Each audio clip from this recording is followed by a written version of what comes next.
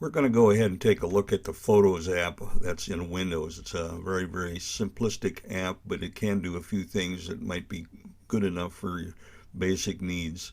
So what I want to do here is go to my Explorer, and I'm going to go to this PC. We're going to go over and look at my folder that says Pictures, and then I'm going to go to a folder called Texas where I've got some images that I want to make use of.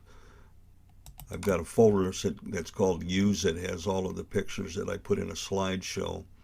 And I'm going to go ahead and click on them. Whenever I do any of this, the left key on the mouse is being clicked on. So right here we're highlighting an image, and the highlight comes up in blue. I'm going to go ahead and click on that. I'll have to double click to open it.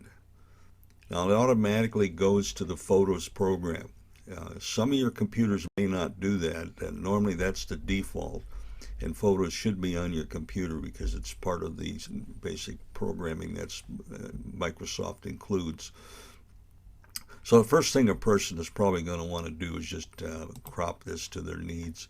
And what I'll normally do is I'll pick a crop aspect ratio here that will meet a certain size photo. Let's say I want to make an 8 by 10, and I'm going to put this on a piece of paper that can hold an 8 by 10.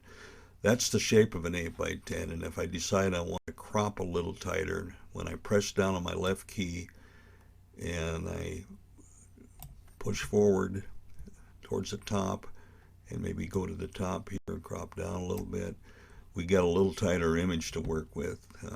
This may or may not be what one wants to use, but that's an option.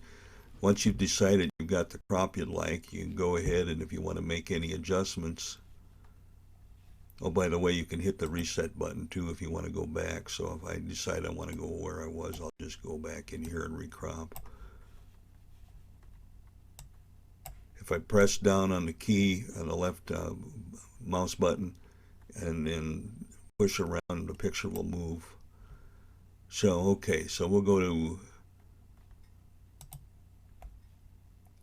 filters, or excuse me, we'll go to adjustments now.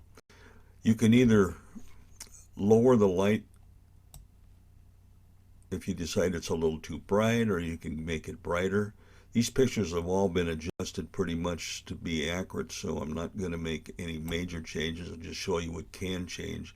You can change the color by, again, swinging to the right. And again, I'm pressing down on that left mouse key, or you can go to the left. And of course, there might be a preference there for some people. I like it where it's a little warm. This was done through some window light, and it's kind of in the time of the day when it's a little warmer.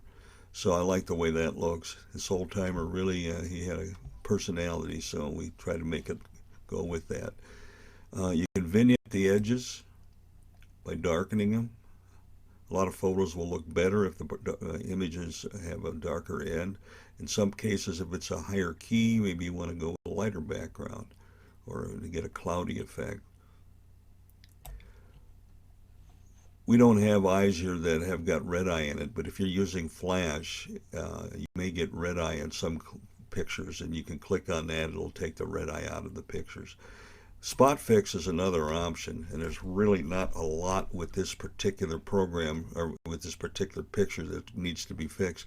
We could go over here and take like this number 4 off of the, or we could go over here, you can see it a little better. Maybe we've got some defects in the wood here. It looks like somebody pressed on it with something. So if you want to take that out, of course this spot fix will take any black images off white or white images off black, or you take off blemishes off skin. There are limits to it. This is not a very sophisticated program, so don't expect it to do everything you'd like. There's a filters option in here which I find kind of worthless, but some people, they like to play with it. It's the same thing you'd see in Instagram. You can click on all these different options here and see what will happen to your photo, and if you happen to like that effect, well, you could use it. Frankly, I don't find most of these effects to be very nice, and as a result, I don't use them.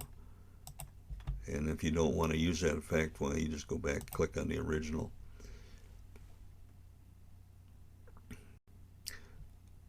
So if you decide you want to save it, this image, you just click on Save a Copy. you'll see that there's a copy but saved. Actually, this is the third image because I've copied this and saved it one other time. But up here in the corner, you'll get the number of the file, and then you'll get, in quotes, the copy number, which in this case it's 3 because I did it one other time. So you can also go over here, if you look in the upper right, and click on Share. You have an option where you can actually go ahead and mail your image to somebody. I've got an iCloud account that's attached to my Windows machine, so I can send anything through my iCloud account. I'm going to send this to my AOL account.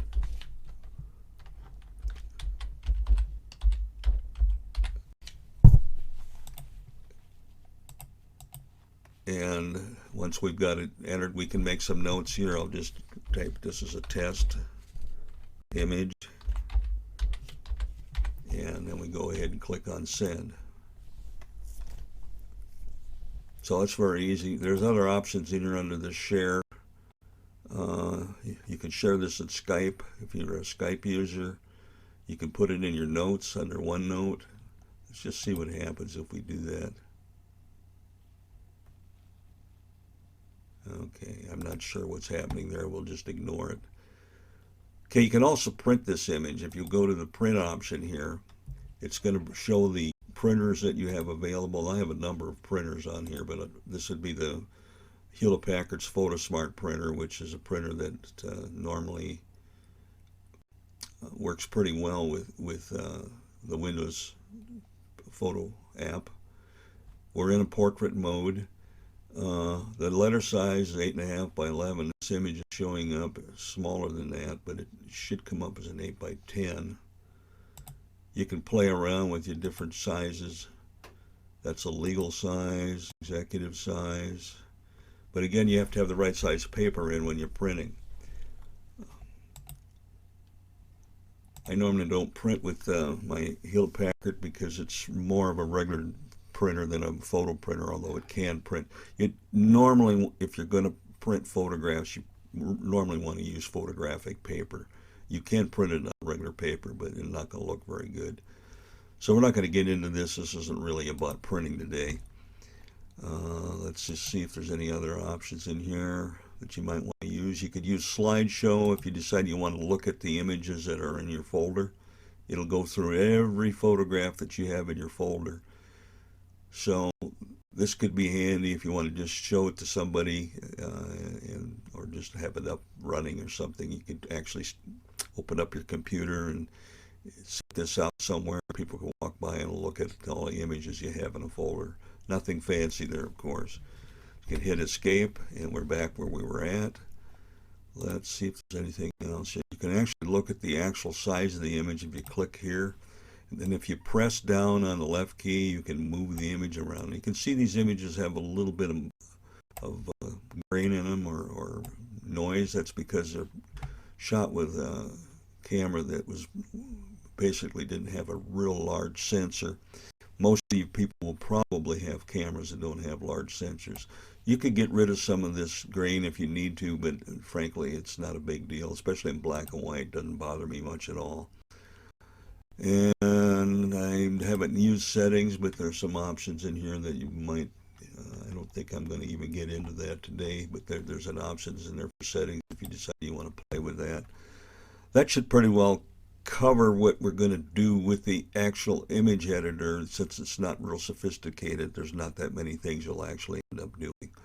We'll just go ahead and close out at this point, and I hope if you do have any questions, you can always contact us by email, and we'll email you some kind of a response. Thank you.